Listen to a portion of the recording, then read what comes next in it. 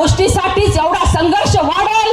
ह्या परळीत तुम्हाला 25 नाही 50 वर्ष सुद्धा फिरकू देणार नाही. ह्या जनतेची मायबापाची सेवाच करीत राहील. मी देवाची सेवा करत नाही, माझं कुटुंब देवाला मानित नाही, पण ह्या जनतेला मायबापाला आम्ही देव बघतात, देव मानतात. देवारूपीच हे माझी सगळी जनता आहे. आणि ही सगळी माझी गाव भागातली जनता एवढी पोट भरून खाण्यासाठी अर्ध्या भाकरीसाठी तडपडते. त्या महिलांसाठी कधी तुम्ही विकास आणला का? कधी तुम्ही महिलांसाठी विकास आणला का? त्यांच्या मुलांचा कधी विचार केला का? बाप्पाला एकच सांगणे, तुम्ही दुसरा कुठला विकास आणा अगर न आणा, पण या माझ्या बसलेल्या माता भगिनींच्या लेकरांसाठी तुम्ही कुठेतरी प्रकल्प उभा करा. हे लेकरांना रोजंदार हातात द्या, त्यांचं कुटुंब सुखी करा.